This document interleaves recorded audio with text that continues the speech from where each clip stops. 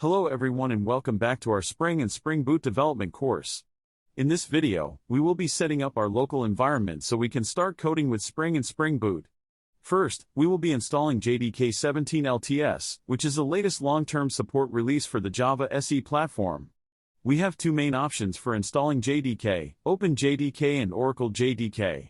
OpenJDK is an open-source version of the Java Development Kit, while Oracle JDK is a proprietary version. The choice between which to install comes down to choosing the appropriate licensing for your circumstance. Additionally, OpenJDK has the option to install the JRE separately, while Oracle JDK comes packaged with its JRE. We will go with OpenJDK option and show how to install it on Linux and on Windows. Let's get started with the installation process. We will start by installing the JDK on Ubuntu Linux. Open up the terminal and type the following command. Start by searching for the OpenJDK 17 package.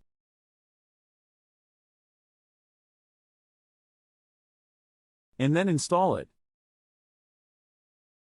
As you can see, it is already installed on my system.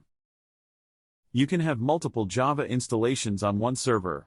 You can configure which version is the default for use on the command line by using the Update Alternatives command. Choose the number associated with the Java version to use it as the default, or press Enter to leave the current settings in place. You can do this for other Java commands, such as the compiler, javac. Many programs written using Java use the Java_home environment variable to determine the Java installation location. To set this environment variable, first determine where Java is installed.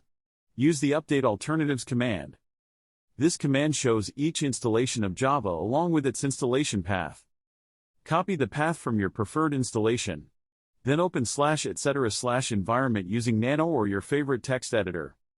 At the end of this file, add the following line, making sure to replace the highlighted path with your own copied path, and to not include the bin/ portion of the path. Save the file and exit the editor. Now reload this file to apply the changes to your current session.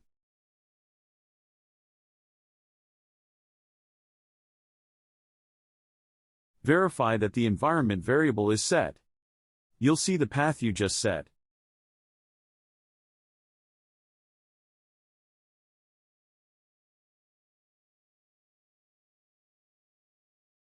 Now, we'll show you how to install OpenJDK 17 on a Windows machine.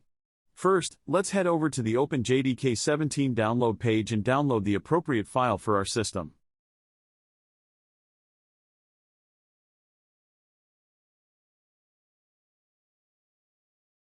Once the download is complete, we need to verify the file hash to ensure the file hasn't been tampered with. To do this, open a command prompt window and navigate to the directory where the downloaded file is located. This will generate a hash value for the file. Compare this hash value with the one provided on the OpenJDK 17 download page to ensure that the file hasn't been tampered with.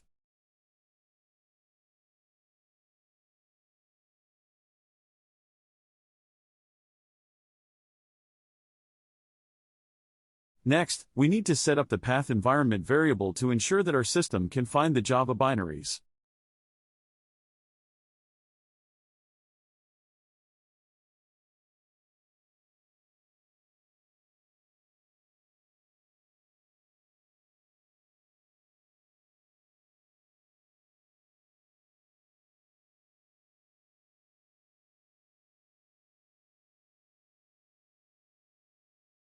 To do this, open the Environment Variables dialog box and add the path to the bin directory of our OpenJDK installation to the path variable. Click on the Edit button, and then add the path to the bin directory of our OpenJDK installation to the variable value field. Finally, let's verify that the installation was successful. Enter the following command, Java version. Next, we will be installing IntelliJ IDEA Community Edition as our integrated development environment. IntelliJ IDEA is a popular IDE for Java development that provides many useful features to help developers write high-quality code efficiently. There are two versions of IntelliJ IDEA, Community Edition and Ultimate Edition. While Ultimate Edition is a great option, Community Edition is sufficient for our purposes in this course. We will go through the installation process step by step and show you how to integrate the IDE with the JDK we installed earlier. Let's see the installation process on Ubuntu. Open up the terminal and type the following command to look for IntelliJ on the Snap Store.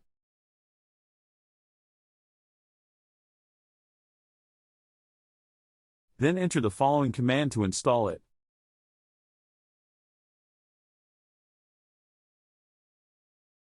As you can see, it's already installed on my machine. That's it for this video.